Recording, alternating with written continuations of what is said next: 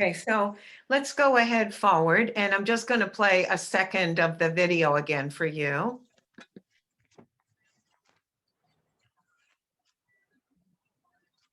Whoops. 1975, Year of the Cat. Today is Ed, the first day of the lunar calendar. Every Ed, we eat sugary lotus seeds and glutinous rice cakes. Okay, and you understand again how that audio was. Where did I get that audio? I got that audio. It's a sample on recordedbooks.com. And then what I did was I went to Vocaroo, which is a site that you can go to make recordings. It's free. We like free. And what I did was I clicked my start button on Vocaroo, and then I clicked on the sample on recordedbooks.com, and I made the recording that I just played for you a little bit twice. And what Vocaroo does is it gives me that audio as a link or a QR code, or I can download it as an MP3 file. So what I did was I downloaded it as an MP3 file so I could enter it into this PowerPoint for you. And you could do that on Google Slides if you're using that. Now, why do I want this? Why do I want to be able to have an audio recording? Well, I would like to have audio support for my ELLs as they read. That should have an S. And I might want to ask them to read a selection so that they get practice reading. And so this is something I could assign for them to do remotely, right? I could tell them to go to Vocaroo, and I could ask them as another guarantee that they've read this vignette multiple times. I could ask them to read through the vignette or a part of the vignette by, just showing them the part that I want them to read and so forth. So I'm hoping that Vocaroo will be useful to you. It's quite simple, very, very easy to use. And it could either be a support as kids are reading and they could listen, or you could ask them to do the reading and you could listen to them. So moving on, let's think about how to expand the text set for ELLs of all proficiency levels, especially for entering and emerging ELLs. So what kinds of texts and other materials might I want to add? And remember, this is one of the advanced literacy skills 21st century literacy practices that they're recommending to us, is to use sets of texts as a key support to put our ELLs on a path to consistently accessing grade level text. But even with entering and emerging, I would read that at least several passages from inside out and back again, because I want them at some point to access grade level text. And I will fully support it, and we'll have to spend a lot of time on it. But that's why I was trying to say to you, well, what would I do with it for entering and emerging ELLs? Now, I did find when I was looking these other texts that I could add. On the left is a piece of literature I could add that's at Lexile 290, second grade level.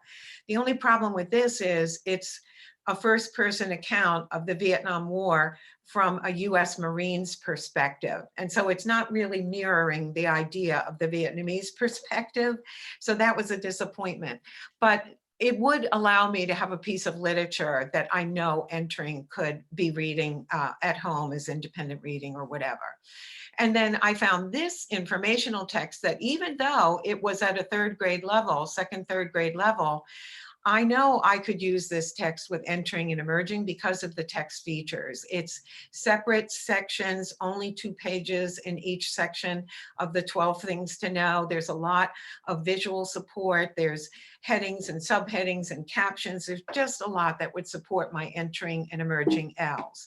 And so I would add that to I'm sorry, let me go back. I would add that to the text that they recommend. And I did want to mention, often the leveling systems don't agree.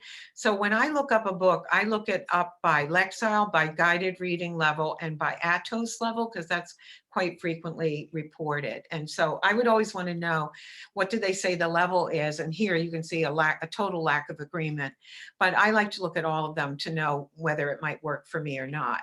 And then I would hunt for other near or on grade level texts in the home languages of my students. And so while I couldn't find Inside Out and Back Again in Spanish, I could find material on La Guerra de Vietnam.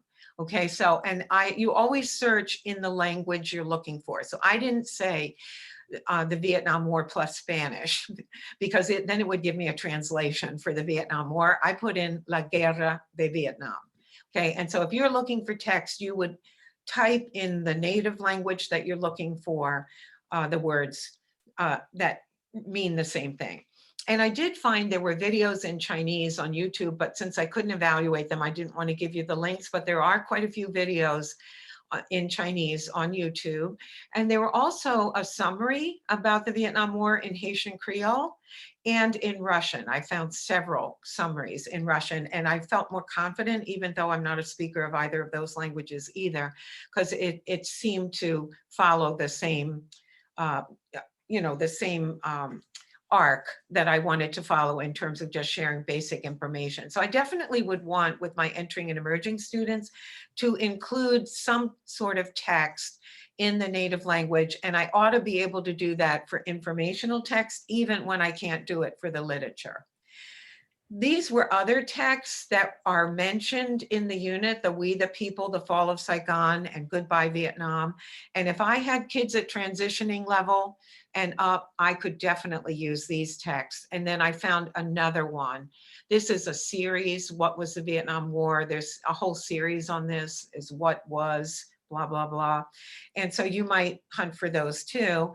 And then in the original unit, they mention above level or on level text if you want kids reading at home. So if you have expanding and commanding students, push them, because the more academic text they read, the greater growth you're going to see in their academic language. So they could be reading independently The Land I Lost and Living Through the Vietnam War as more literature and more informational texts at home to deepen their understanding of this period, and also to give them more exposure to literature written by Vietnamese people about this time.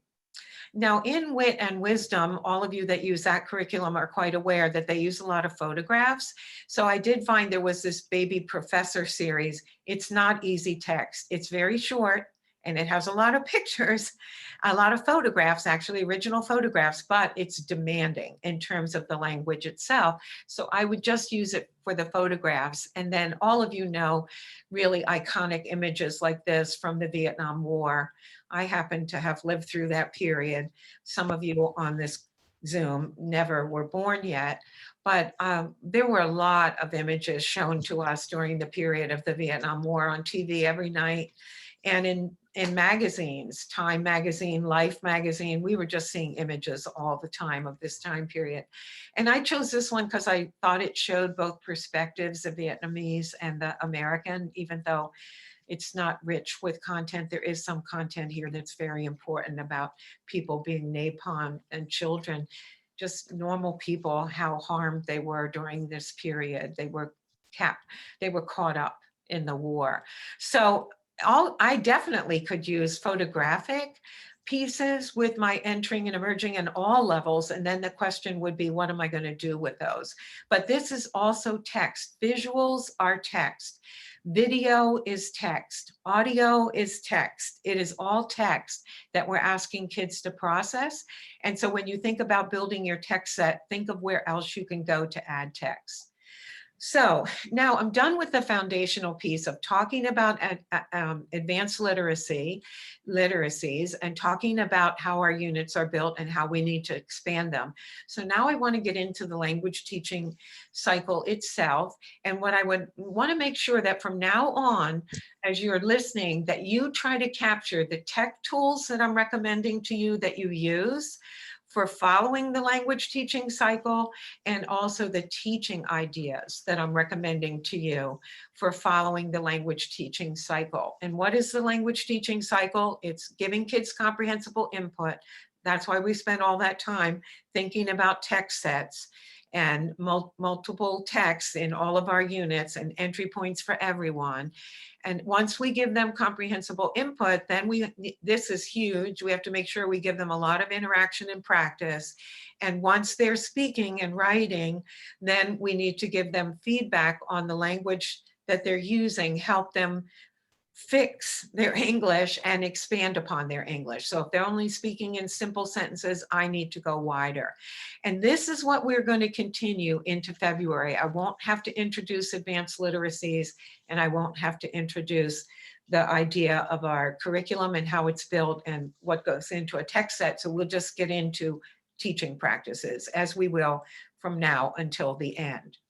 So the first thing I recommend that you do is look for audio and video support. If you go to recordedbooks.com, you will find a lot of text is there. And you might also look on YouTube, hunt on YouTube, and especially looking for the author reading from their own literary work. And you will always want to watch the reading rate to see if you think it's accessible for English language learners. So this is another vignette, War and Peace. You can see it's quite shorter than the 1975 Year of the Cat piece was.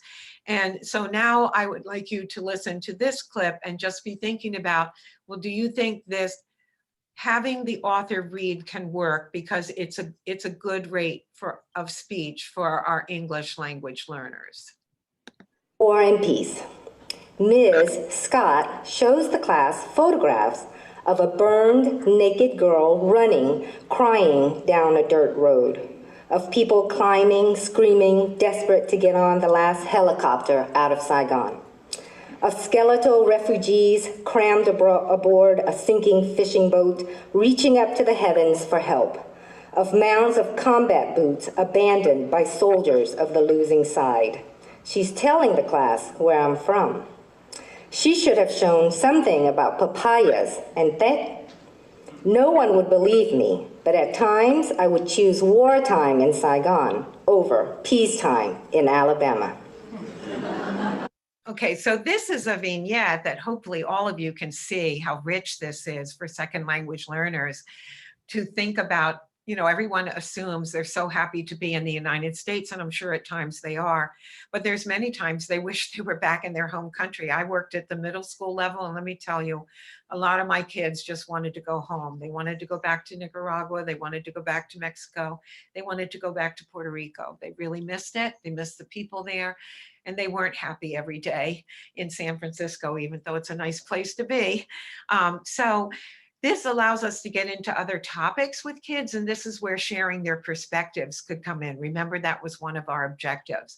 So I think that this reading rate could work, especially if I played it several times and I gave them the link to listen to it at home. And she goes on to do other vignettes. She reads more than one. So I would have to decide how many of these would I have them listen to. This is, remember that video is moving picture with audio. So there's two tracks. There's the visual image as you're seeing the author and you're hearing the author. So video is always richer for our second language learners than audio alone. With audio alone, they're just hearing, but they're not seeing anything. So then, but you might want that. So they concentrate on the print. Okay, so now I'm going to show you two tools that you could do if you do not find a video, but you would like to have audio. I'm going to show you two ways that you could have your kids get audio to something that's just in print.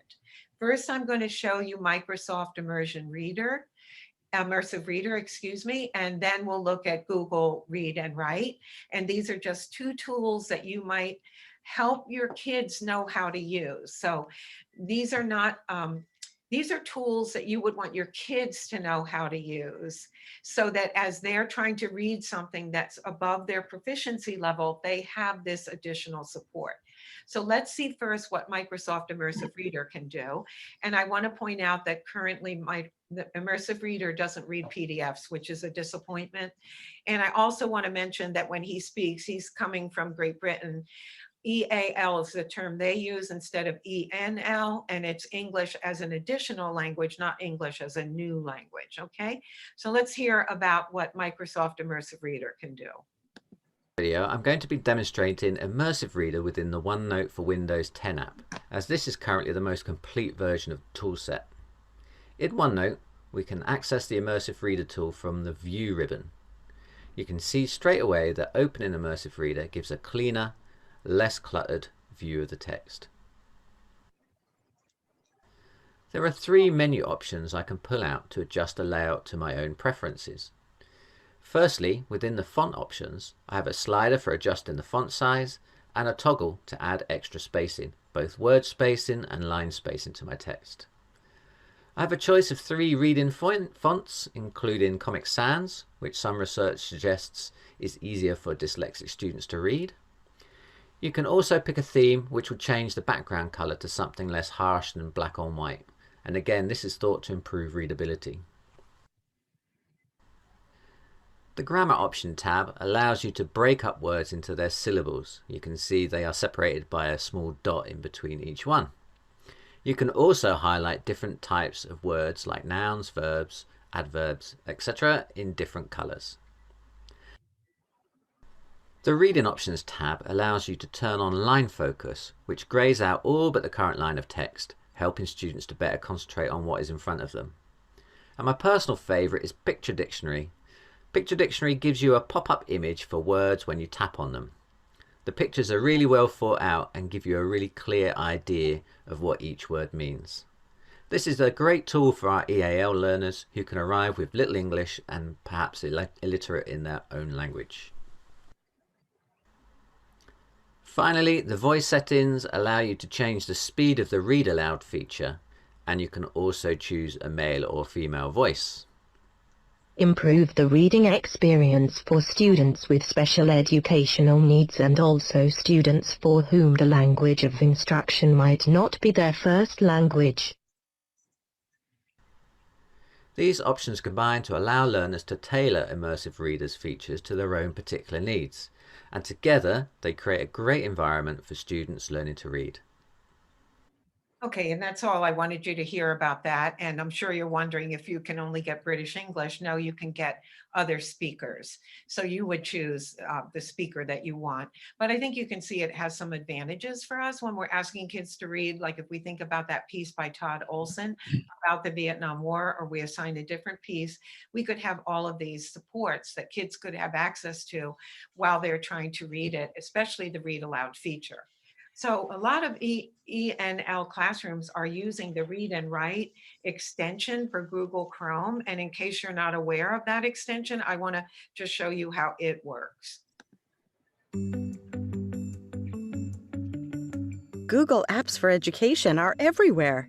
You might well be using them in your own school, along with millions of other students and teachers. Google Apps are great, but what about students who need a little extra help? Working with documents and the web can be a challenge for struggling readers and writers, English language learners, and students with learning disabilities like dyslexia. Now there's an answer to help every student get the most from Google. Take a look. Read and Write for Google Chrome is this friendly toolbar that installs neatly in your Chrome web browser, so it plays nicely with all these classroom devices, PCs, Macs, and Chromebooks too. It's there whenever it's needed, making it easier for students to work with Google Docs and other documents like PDFs or EPUBs. It also works with web pages. Okay, let's see how easy it is to use. Highlight any passage of text and hear it read out loud. You can pick different voices and adjust reading speed to suit any listener. Speech to text accurately transcribes your students' words as they talk. It's ideal for capturing thoughts on the fly, especially for people who find typing tricky. Word prediction helps reluctant writers, offering word suggestions as you type.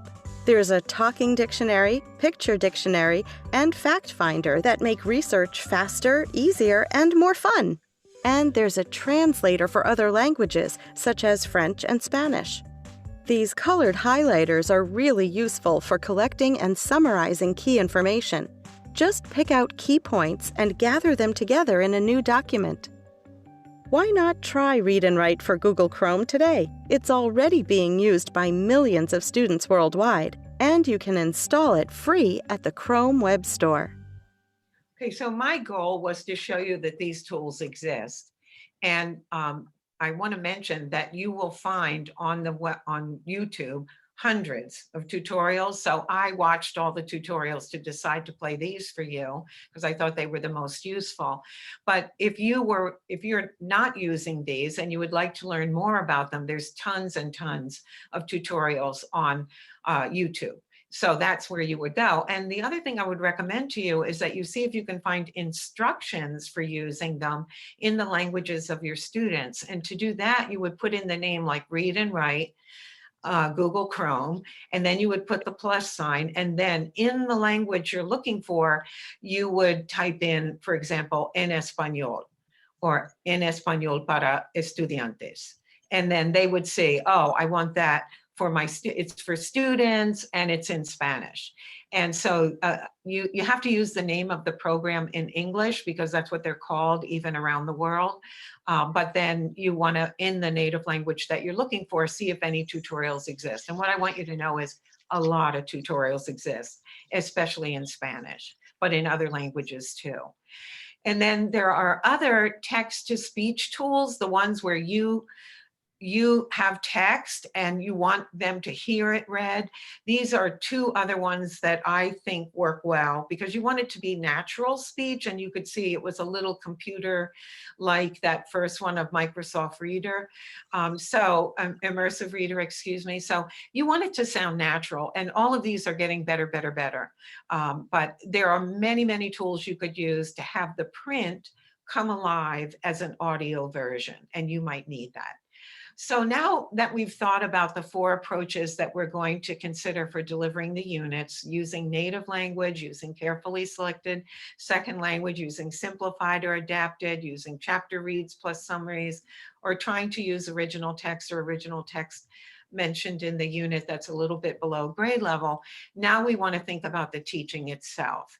And some of you were already answering, bringing up the idea of building or tapping the student's background knowledge. Yeah, we can't get into this novel or either novel or the Todd Olson pieces teaching us about the Vietnam, but we have the Vietnam War, excuse me, we have to know something about the Vietnam War and this period in history for any of this to make sense.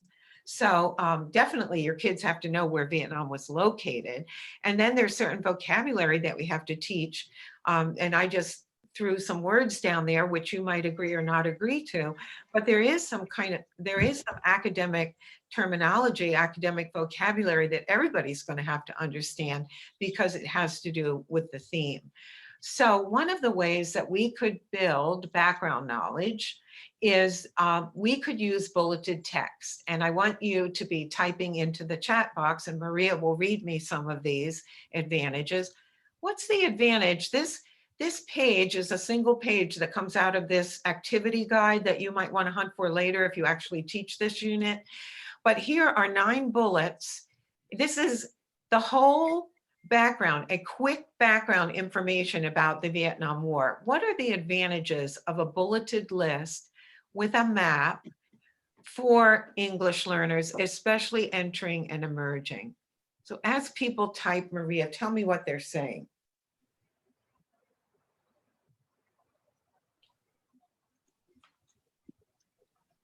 They're quick and visual. Yeah. The spacing, right? The white space looks like, oh, maybe I could read this. It helps students organize key information. Yep. Hopefully it's ordered in a logical way that helps them take in information. And it'll provide a quicker overview of the information. Right. I don't have all day. I'm not a social studies teacher. I am not going to teach the whole thing about the Vietnam War. If they arrived and they missed that part of the curriculum, it was taught in some other grade, well, then I'm stuck. And I just want to give the shortest version of this that I can while still having them understand the important aspects. And it's not overwhelming. It gives quick access to the content. Right. So I want you to be thinking about this. If you have a similar thing that you have to do with your unit how you could format it in a similar way. This has a lot of format features that are fantastic. It's clear where I put my name. It tells me that this is an anticipation guide. It's building background knowledge. It's telling me with a heading that this is quick background information and what it's about, the Vietnam War. It shows me where North and South Vietnam are. And this part I could put on another page, this where did I get this information from? But I want them to know sources, right? Because one of the things we ask 8th graders to do is to cite their sources. Okay, so this works for me. And I want you to think how you could use this for building background knowledge. Now, this was another text that was recommended in the unit, and it is a 3rd and 4th grade level, maybe low 5th grade level. It's listed as a level as 6th grade in the unit. And this is because, I'll tell you why this is. The Common Core people elevated the Lexiles after curriculum was written. So at one point it was in the grade 6 band, but then when they elevated the expectations, it got into the low 5th grade. But anyway, this is a single page and it's a short summary about the war from this book. It's just one page. So be thinking about why would I want this? And also be thinking about what we just looked at, how you could have this be read aloud to them, and so that it's a model and they could listen to it more than once. They could hear how words are pronounced. Here's a word that I'm not going to know how to pronounce if I have like phonics skills, but I don't know my sight words. And then maybe there are words that are, cognates like comunista, right? And communist, but I don't know how to say it in English. And I keep relating back to my native language to pronounce the word. So there could be things like that, that you want them to have, you wanted them to hear it spoken, not just see it. But this is quicker, and maybe this could be my text instead of Todd Olson for my entering and emerging. And it's from the unit, and it is an excerpt. And you know that Common Core folks told me I should be doing deep reads of excerpts of text. Now, while I couldn't find a lot in the native language in Spanish, I couldn't find my novel. I could find a lot about it when it was just talking about the war. So you should check for videos in other languages. I already told you there's a lot of videos in Chinese, but look for other languages and do hunt using the phrase for the Vietnam War in the language you're looking for. Okay, so I use La Guerra de Vietnam. And I'll just play a little of this so you can hear what it does. Gotta get rid of that. Okay, here we go.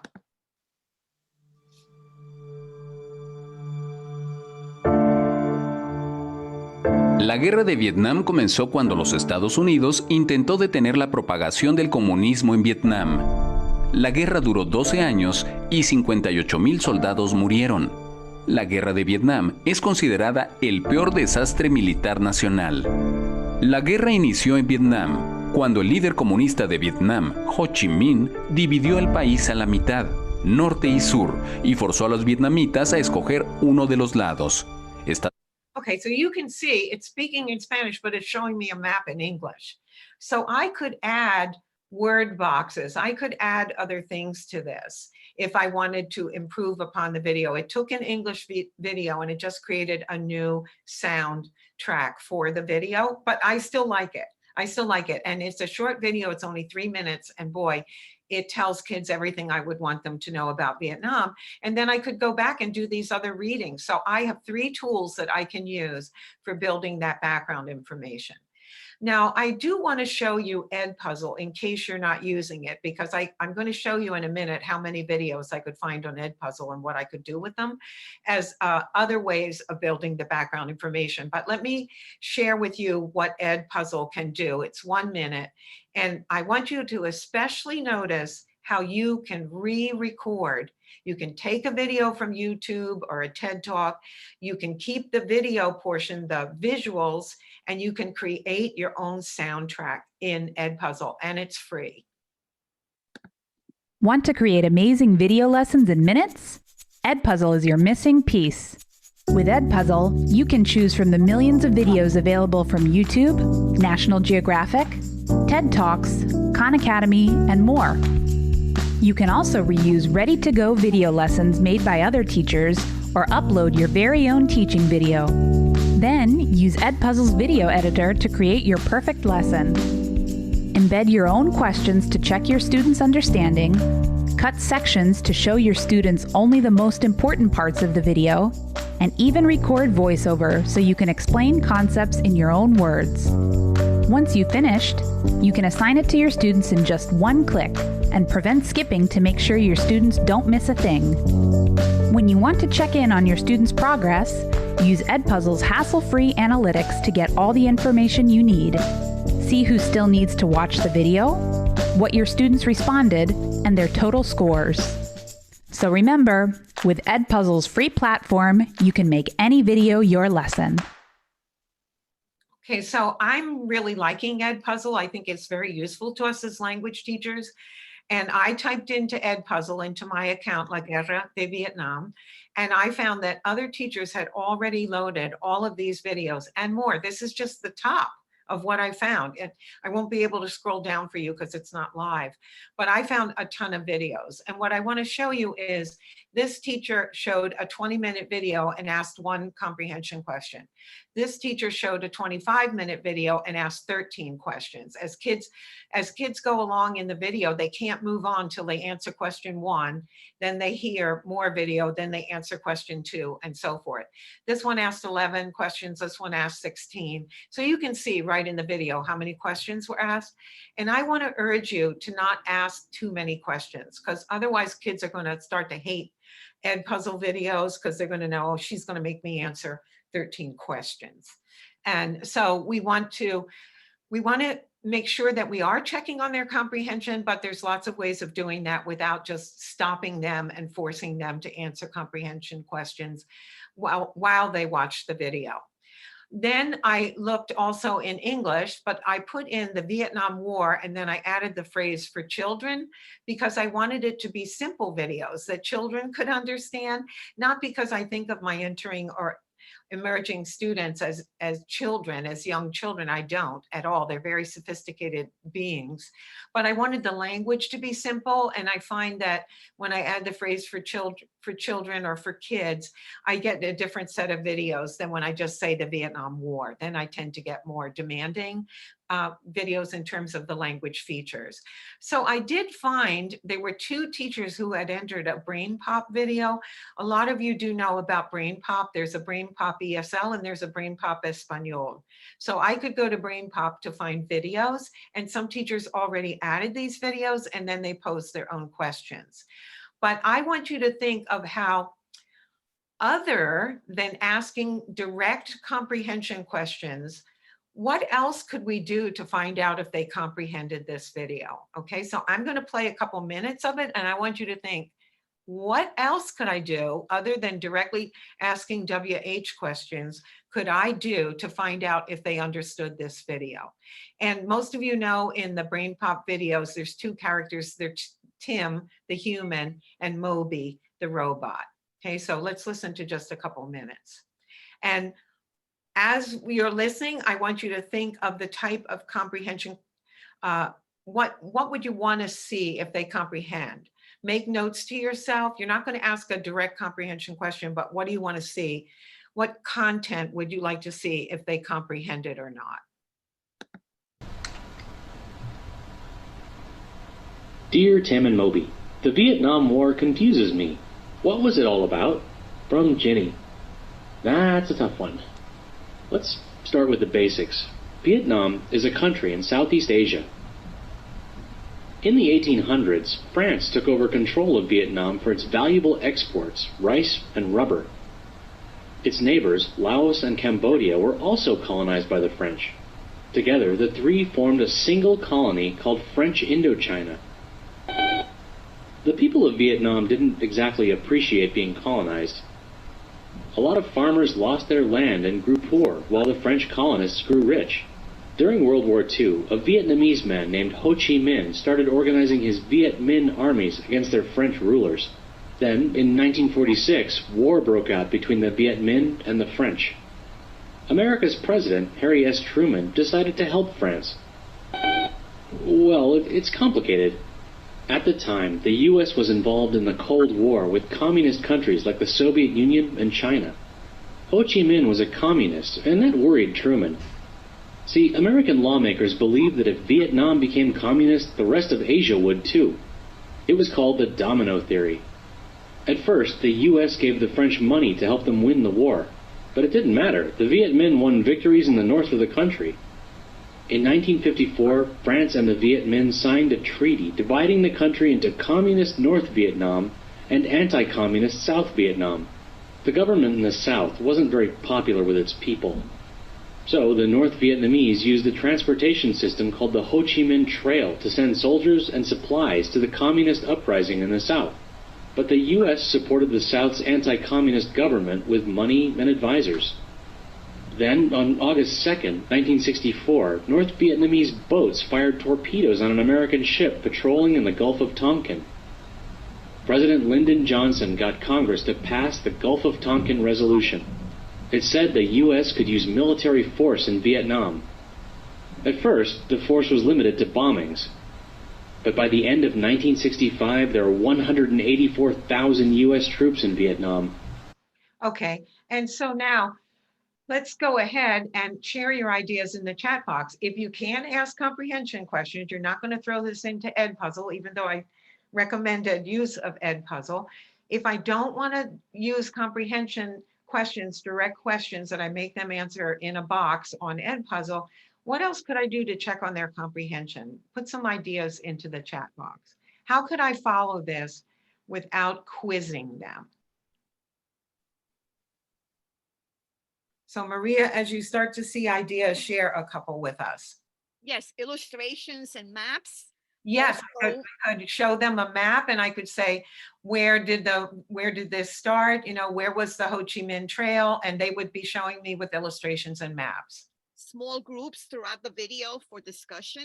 Yes, I could stop the video at certain points and then I could give them prompts and they could discuss it. Not questions, but prompts. Yes, our old favorite sentence starters, Yes. timelines. Yep, I can support that. Academic terms. This video was lovely because it put some terms on the screen so we could hear them and see how they're written. And I could also offer them sentence starters and sentence frames. Sentence frames being for entering and emerging, and sentence starters being for transitioning and up. Also critical thinking questions about the concept of colonization. Yes, so these are sophisticated beings. Their language in English might be limited because they're new arrivals, but they are very capable of higher order thinking. And we want to make sure that we ask really interesting questions to answer. Like, do you think that the troops should have been sent or should they just have kept bombing? Also, I think, I see, I wonder questions. Fantastic, fantastic. So keep reading each other's ideas in the chat box because I have to keep pushing forward so that we do what we want to do in our first session and leave for our second session the things that I had planned for that. So if we want them to capture details from text or from videos, then I can use two other tools that I want to mention to you. One is Padlet, which we use today for your handouts. And you could see how I could share documents with them and they could post documents to me on a Padlet. And we can also use Prezi. So I want to remind you of these two tools if you're not using them. The Padlet has many different backgrounds. And so this is called the gallery. And you can see that I used the wall to post your documents. I could have used a grid to post things for you. I could have posted videos and documents and so forth. I could have put URLs there. But I wanted to point out that it also has a map background and a timeline background. So when I'm doing this unit, the timeline could be very useful to me. One of the things I could do is I could chronicle the history of the Vietnam War on the bottom of the timeline. And then when we read Inside Out and Back Again or Goodbye Vietnam or some other piece of literature, they could show the relationship to the history of the war. So this would be lovely for really comparing the fiction to the nonfiction. And the ideas that you just mentioned about using a map, it's not showing in this picture, but you could imagine instead of what's there, a picture of Vietnam, and we could be talking about that. Where is the Gulf of Tonkin and so forth. So be thinking about how you could use Padlet as a very active participation device for your students. We want that interaction. We want to deliver comprehensible input. It's useful for that, but it's also useful for interaction. And then Prezis could be used either with students as producers or as consumers. And you are the one making that decision. If you want them to be consumers of other people's Prezis, there were more than 1,000 Prezis that popped up when I put in Vietnam War timeline on the Prezi.com website. So you could hunt for Prezis that are already produced, but imagine if I had to look at all 1,000 to decide which one I want my kids to listen to. And these are designed by a lot of these are designed by other students, the same age as your students. But I might want my students to be producers, where I want them to read something and then create a Prezi as a timeline. And they could do this as small groups. If I actually am seeing them in person, they could work in person, or I could throw them into breakout rooms where they would work on this and create their Prezi. And then they could share it with each other. Next time I'll talk more about Seesaw and Flipgrid, and those could be places where they would share their Prezis.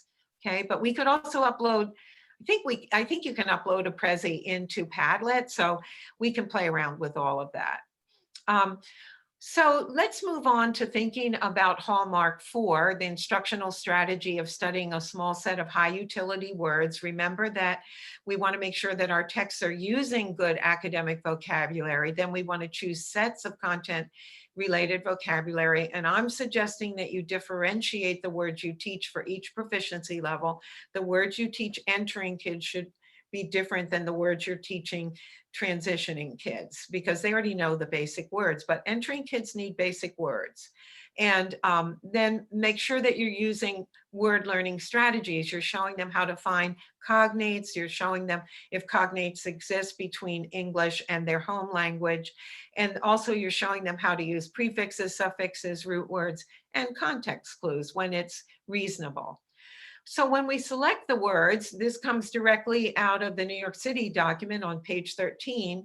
You want to be thinking about frequency, how frequently you feel this word is going to be used in text and needed in activities. And I think communism is going to be one of those words, whether you're a beginner or not. Certainly Vietnam and Vietnamese. You have to be able to talk about the basic concepts.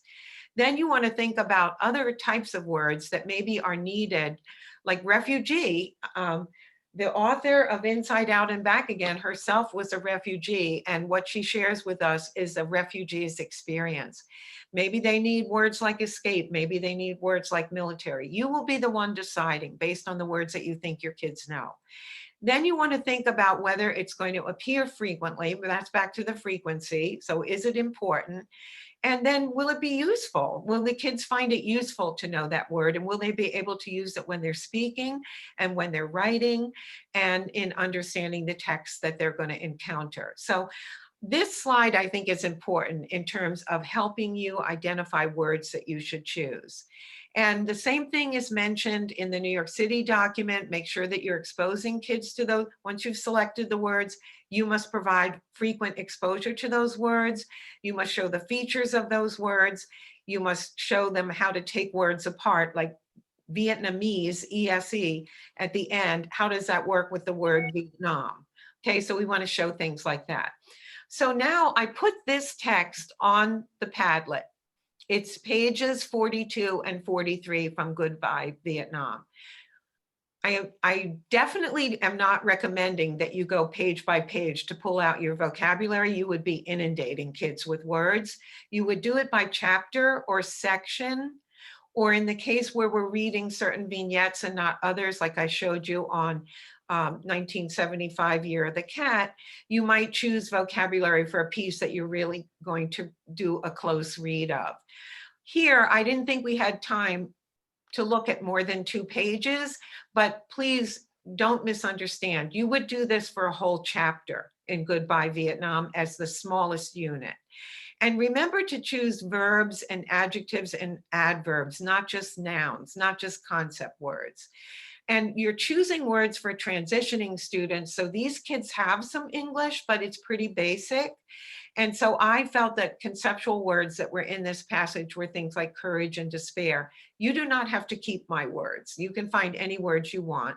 So now I'm going to be quiet and I'm going to give you 2 minutes to scan these 2 pages and pull out some words that you think, if this were the whole chapter, and it isn't, but if it were, what would be some words, 5 words across these 2 pages, imagining that it's the full chapter. What would be some words that you think would be worth it to teach to transitioning students because they would be frequently used in this unit and they're of high utility? Okay, so let me be quiet.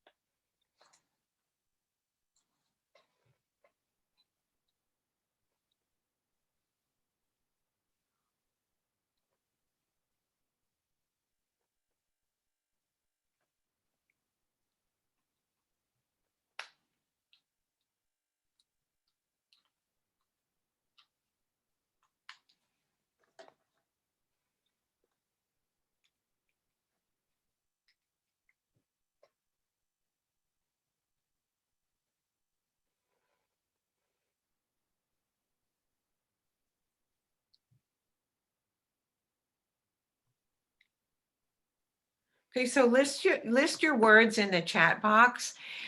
If you did already put your words in the chat box, I just want to mention to you that a strategy you can use with kids when you're using Zoom or Google Classroom is you can use something that's called a waterfall with chat box, where you tell all the kids to think of the words that they would like to share, but then to not put them in the chat box until you give them a command, and then everybody's words would appear at the same time as a waterfall of words. Okay, so that's a tactic you could use with your students. So Maria, tell me some of the words they put in. Wharf, crying or cry, courage, anger, sobbing, despair, frightened, illuminated, wailing, to cry, reached, frightened again, murderer, Okay. courage. Now, where I'm cheating you is you didn't read the whole chapter to know which of these words turned out to be most important across the chapter.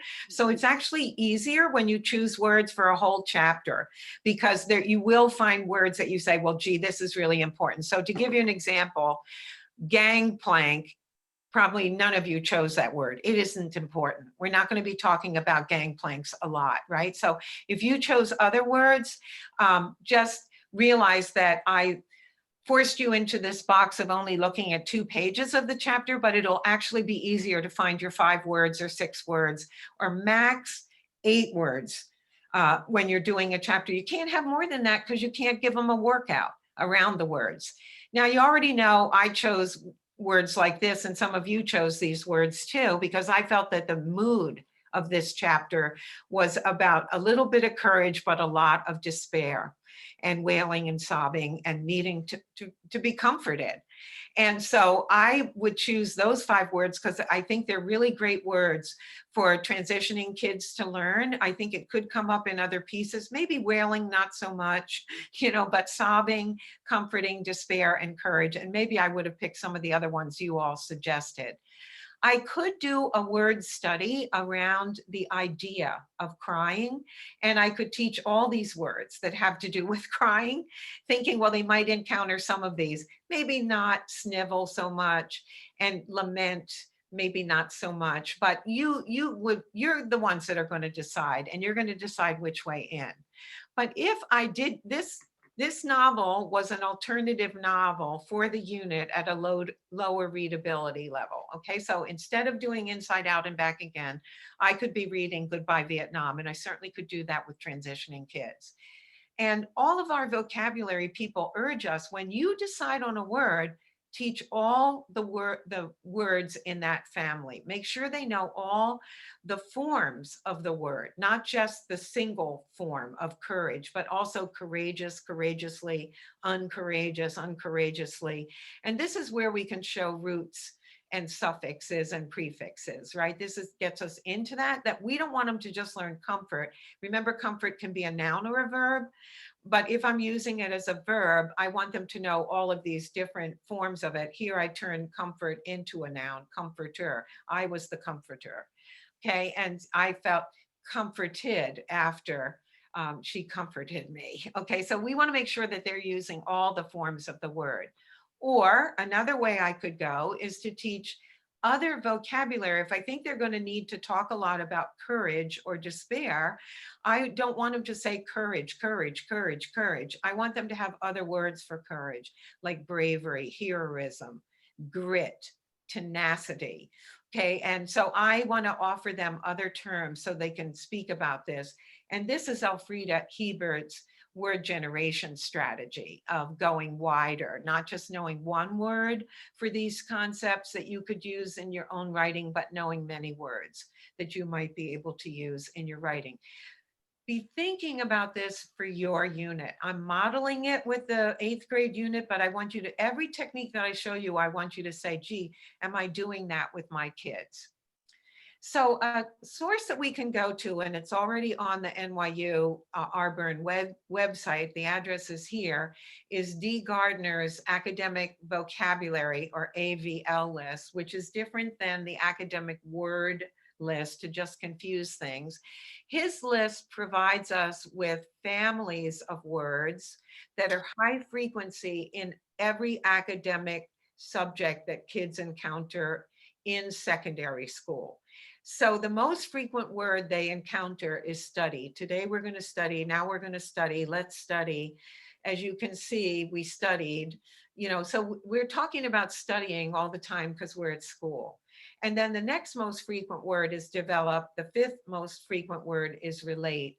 And all the vocabulary people, such as D. Gardner, say, find some generic or cross-curricular words to teach too, not just communism, because that's what we're studying, and Vietnam, because that's what we're studying, but also some of these cross-curricular words that they might need to know in other subject areas. So I looked in Goodbye Vietnam on those 2 pages. I had the time to do it. I looked at every word on the page, by the way, and I found that these were some of the cross-curricular words that I could teach with this novel that appear on page 42 and 43. And I decided to teach suggest because it was the highest frequency. The lower the number, the higher the frequency. And so suggest was one that appeared on page 42 and 43 as if my mother suggested. That's how it came up in the text. And I would teach that word, and I would teach suggestion, suggested, suggestiveness, suggestible, and I don't have to teach all the forms of the word, but I should teach several, not just suggest and move on. And I also decided to teach consider because it was the next, I thought it was important. It was important, as if she were considering making her way back to the war. It was important to the novel. So even though understand was a higher frequency, remember, the lower the number, the higher the frequency, I decided to do consider. But you're going to make your own decisions, right? But I just want you to know you can consult the D. Gardner list. You can consult this list and hunt up words and see which ones you're going to concentrate on. And you can find them in novels. And then if I'm not going to teach a word, or I find it hard to explain the word to entering or emerging kids, I can have them look it up. And this is Google Translate within Word Hippo. I can look it up in all my kids' languages. It's every language is there for me. And they can hear it spoken, and they can decide which word they think is better in Bengali for the word suggest in English. But I can also find all the word forms of suggest by clicking on find word. I'm sorry, word forms is right here. I kind of covered it up with the Word Hippo logo, but I can click on word forms, and then all these forms of the word come up. So I can use the tool as a teacher, and they can use the tool as a learner. And Word Hippo is very valuable, I think, for kids to know how to use Word Hippo, because you're not going to teach every word, but a lot of your kids are kids that like to look up words because they're trying to expand their vocabulary in English. Once you get to transitioning, it's a worthwhile process. But informational text will have many, many more academic vocabulary list words. And these were the ones that I thought might make sense. And what's wonderful about the academic vocabulary list words that I'm going to find in informational text is they support language learning and they support content learning, because I am learning about this academic subject of learning about the Vietnam War. So policy and policymaker and military, great. That's fitting into the concepts about the Vietnam War.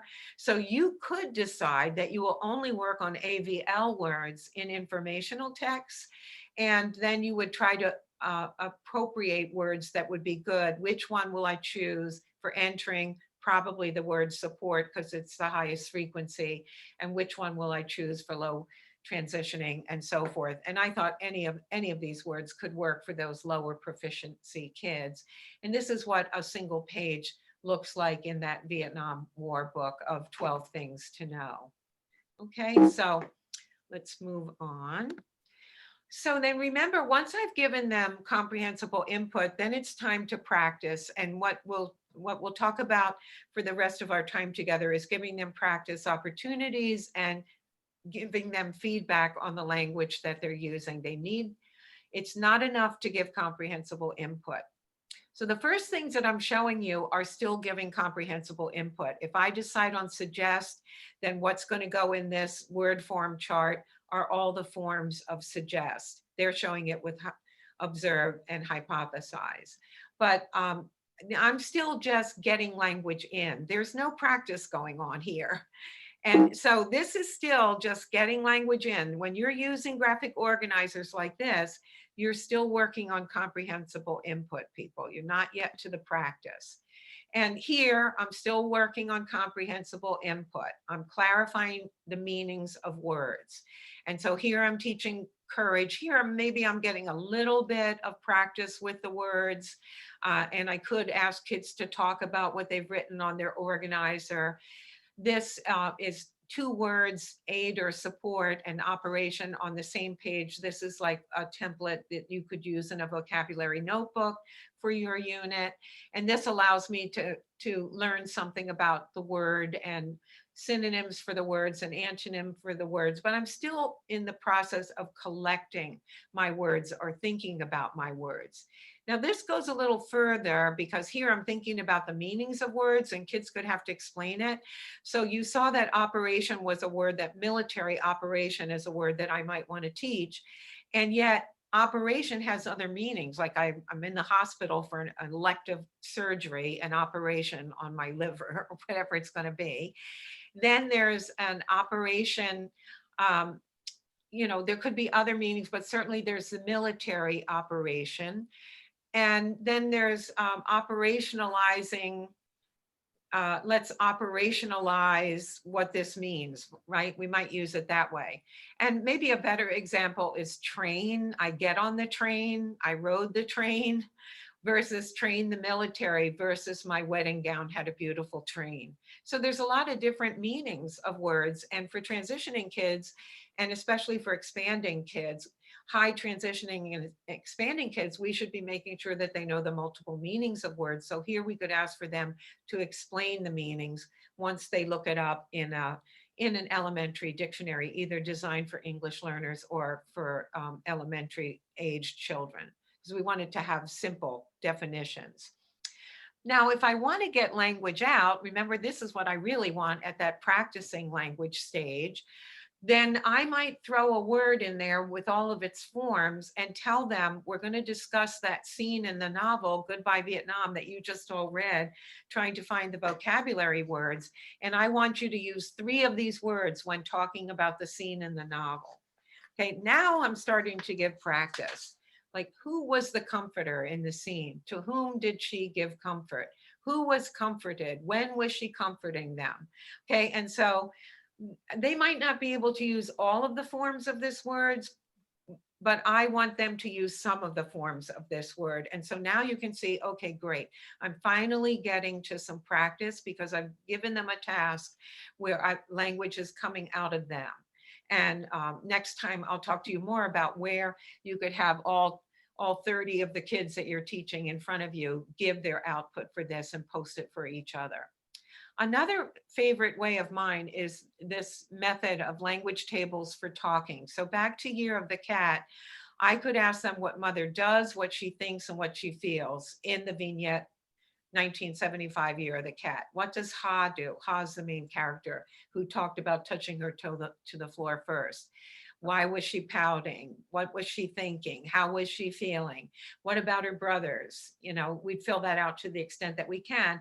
And then it talks about what everyone or no one should do on Tet, on that holiday. And so then I would ask them, after they've filled out the chart, to use it to support talk with each other, where they would either talk about what everyone did, what everyone was thinking, what everyone was feeling, or they could go the other way. One person could talk about what mother was doing, what she was thinking, what she was feeling. One could talk about what Ha was doing, thinking, and feeling, and so forth. So I hope I've explained this well enough for you, but you can see I am no longer using a chart to get language in. I'm using the chart to check on comprehension a little bit, but I'm really using this chart to get language out of their mouths. And I'm quiet and they're the ones talking. So let's think about discussion skills and ELLs and what we need. And here are the 3 conditions that we must fulfill. And you, as teachers, are responsible for all 3 of these conditions. First, you need to give them comprehensible input. They have to understand what they're listening to, viewing, or reading. And if they don't, why would they be able to speak in class? They can't possibly be able to speak in class. You didn't give them anything to speak about. The second thing is you need to help them acquire, then practice the topic-specific academic vocabulary, plus those cross-curricular terms that they might need so that they can perform ELA's task-specific language functions, such as recounting what happened in 1975, the Year of the Cat, describing what Ha was thinking, feeling, doing, etc. So you have to give them that language, and then they need to have time to organize their thoughts before speaking. So either they're going to take notes on a sheet of paper or fill out a relevant graphic organizer, or they're going to answer a set of questions in advance of speaking, or better yet, talk through their ideas with a partner before you hold the discussion in class. All 3 of these conditions are necessary for kids to enter those classroom discussions, which is Hallmark 2 of advanced literacies instruction. So I gave you on the Padlet this strategy called QSSA. And this is a talk, read, talk, write strategy. And in this strategy, I want to show you what some of the prompts might be. I could give them the prompt, what were some of the challenges Vietnamese refugees faced when they fled Vietnam in 1975? And even they fled starting in 1974 and sooner. And or related to the novel, what were some of the challenges Ha and her family faced on the ship as they fled Vietnam? That's in a different chapter that we haven't talked about. So the first cue is I would pose this open-ended question, either for the informational text or the narrative text. Then I would ask them all to give me a signal when they have a thought of what they would say. They have an answer. So I would ask them to put their hands on their head when they're ready, to stick the thumbs up, to put their head on their chin, their hand on their chin like a thinker's pose. And I also could give them stems to support the lower frequency. That's another S. And I could ask them to share in breakout rooms to discuss in pairs, if I have them in class or in small groups, what they intend to share as kind of a practice. And then finally, I would ask a few kids to answer so that I could see how all the kids were doing, much as I did to you in the chat box. So QSSA is I pose an open-ended question for my informational or my literary text. I create a signal for students to use when they have a response. I provide stems for kids where I want them to use the academic language. So I could give them this stem. The main character shows courage when, and then I would ask to see how did she show courage on the ship when she was fleeing Vietnam. And I can put the vocabulary right into the stem. And it could be a sentence frame, the whole frame, not just the beginning of a sentence, but the whole frame for entering and emerging kids. I could have them share in pairs and small groups as kind of a practice. And I could have them do this in breakout rooms or on jam boards. And before we get together as a class, and then I could call on a few students to answer, but I know that everyone had an answer because of the way that I did QSSA. So I hope that this will be a strategy that's quite useful to you in your units. I think you can see how it would work with both types of text. And I'd like you to check out, there's a ton of QSSA videos and resources online to learn more about this technique and how to use it in your classroom if you'd like to see more about it before you try to use it. You can also use the reporting back technique. Here you would assign groups or pairs, a section to read, a question to answer, a character to describe. Then you would tell them they're going to be reporting back. Then you would provide the words and phrases you want them to use in stems or in frames. Then you would give them time to practice what they're going to report to the class. And then they would report back with or without notes to support their presentation. So this is kids using language as they practice and using language as they report back to the class. And it's a jigsaw basically where you've assigned groups and pairs different things to practice. If you happen to be teaching in person, you could do give one, get one, where kids would be given a prompt and this student would give an idea to that one.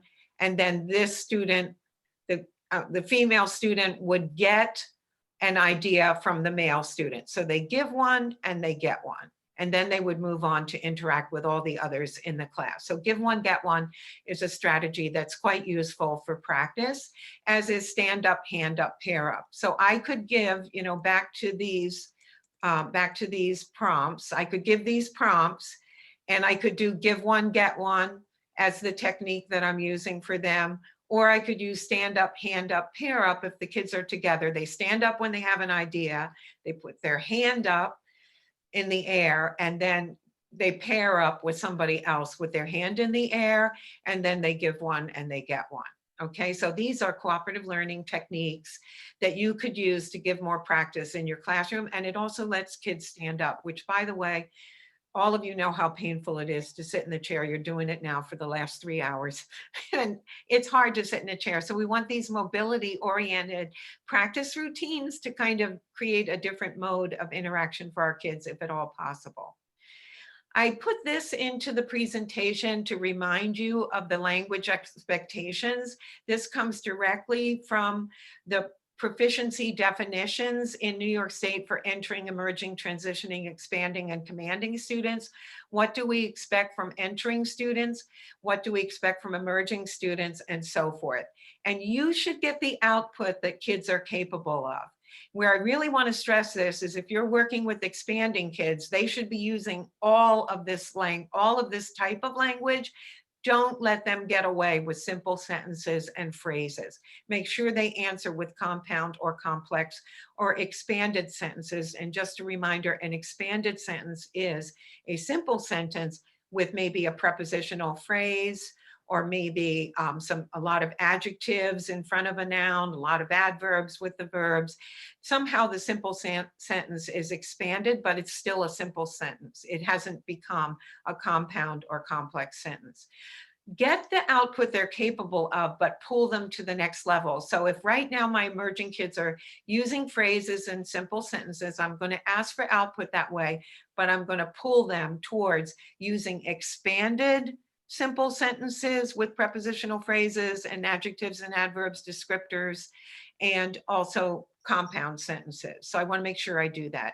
And I also recorded for you how much support should you give them, how many errors, what type of errors should you be expecting from them.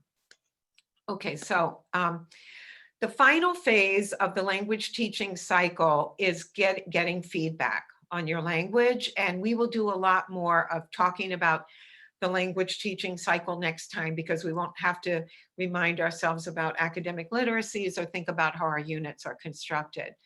But just as we were just looking at on that chart, you want to give kids feedback on the length of their response. If they're giving you 5-word sentences, you want to see 8-word sentences or 10-word sentences. And it's as simple as counting the number of words in their sentences, because as the length increases, so does the complexity generally, unless they're using run-on sentences with and. Okay, so you want the length of their responses to grow, and you want the completeness of their response to grow. So if they're doing this in writing, you want to give feedback on showing them, modeling for them, and helping them expand on a sentence that they've written, or extending the information that they're giving in a sentence. So you want to give feedback on complexity, language forms, and vocabulary usage. You want to make sure that you show them how to form all of these types of sentences, not for entering and emerging. You'll be lucky to get simple sentences. That's where they're at when they're entering and emerging. But as soon as they're transitioning, which happens pretty quickly in our classrooms, we want to, it's not that hard to take 2 simple sentences and make a compound sentence. So we should be able to work on that as soon as emerging and move, and definitely in transitioning. You want to show them different transitions, not first, then, next, finally. There's tons of transitions. I'll be showing you lots of introductory phrases next time. And you want to take them away from the ones that they know to use and use all the time, and provide them with alternatives. So that feedback would be the type that you would want to offer them. Where is the time for this feedback? We have to make it happen in our classroom.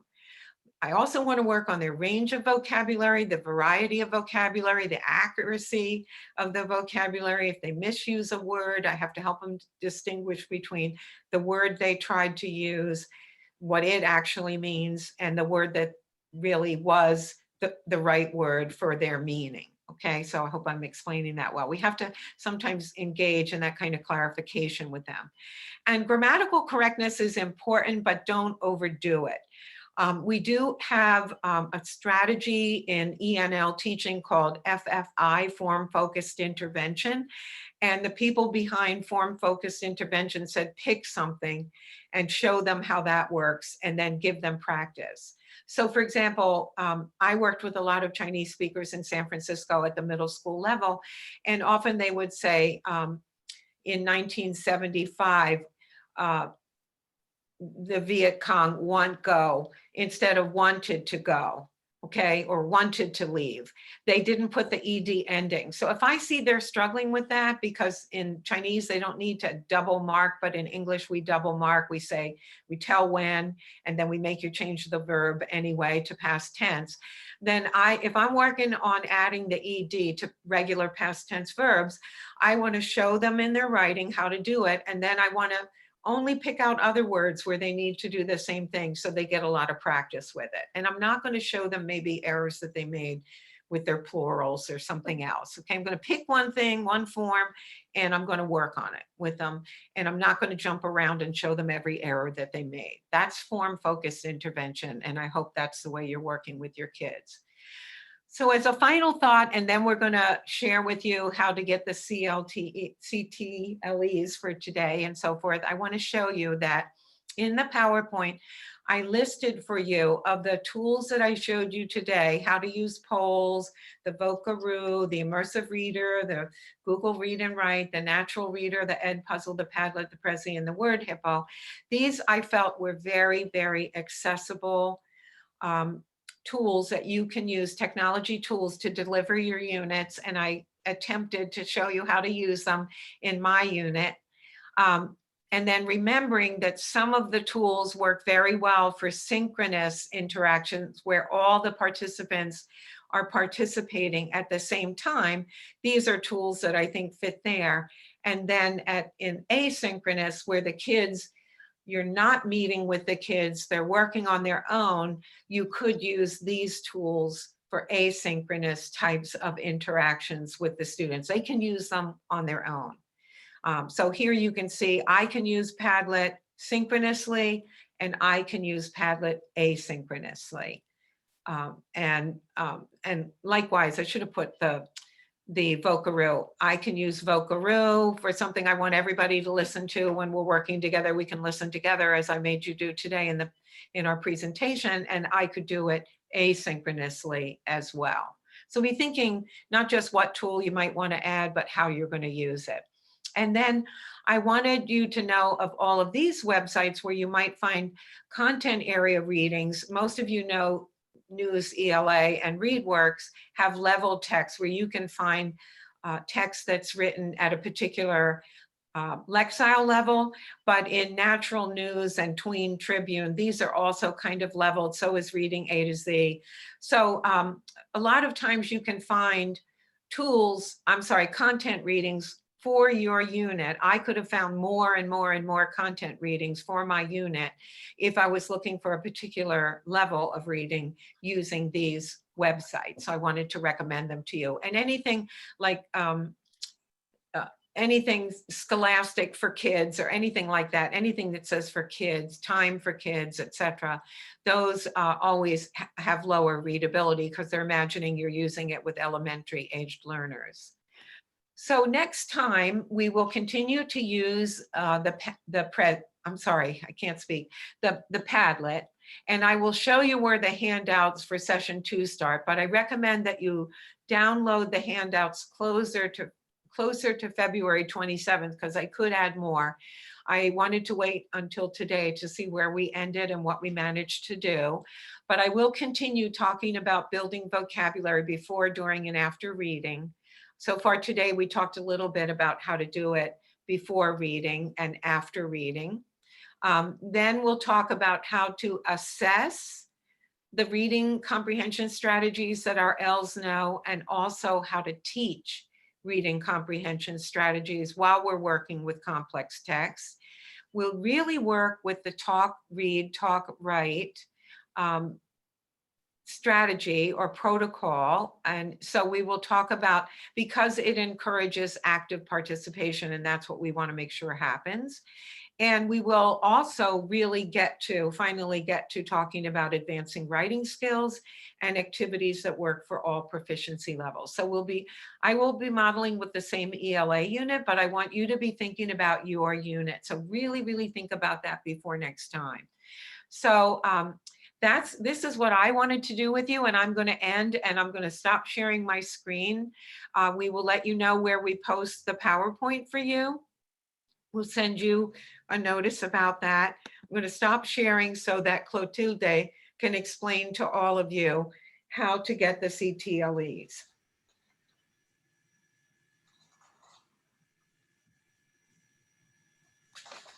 Morning.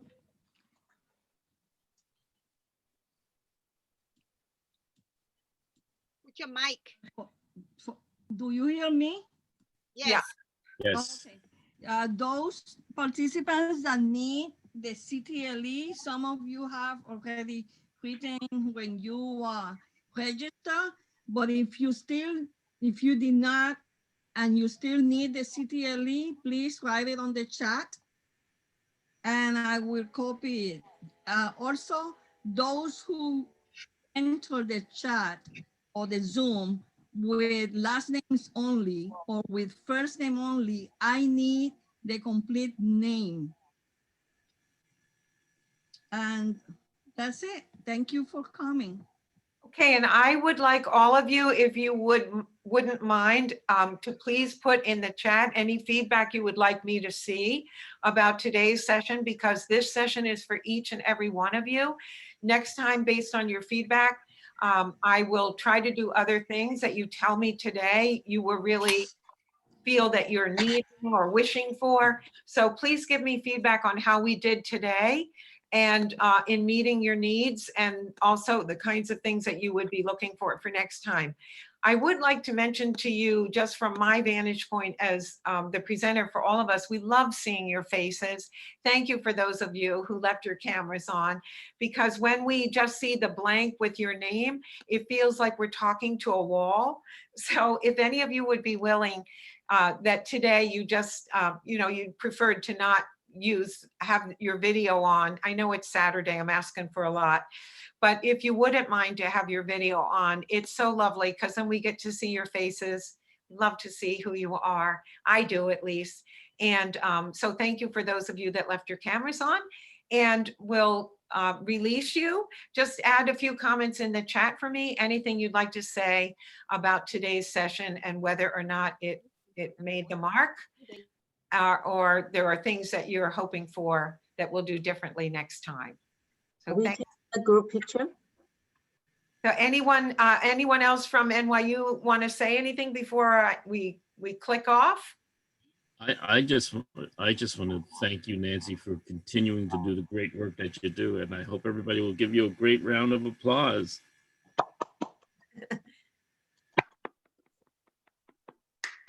Okay, so we'll leave you now, and I will read the chat, and the NYU folks, we're going to stay on, I think, like we always do. Okay, so goodbye to the rest of you once you've entered something into the chat box. Thank you. Thank you very much for informative PPT. Thank you so much. Thank you so much. Dr. Clark, it was amazing. Look forward to next time. Thank you. Have a good one. Part two. Thank you. Thank you, Nancy. I learned a lot. Thank you. I appreciate everything. Oh, well, listen, I can take criticism too, people, so don't be shy. No, it was so informative. Thank you. I can turn key. Thank you. Okay, thank you everyone for coming today. Have a wonderful Saturday. You deserve it. Thank you. Bye-bye. Goodbye.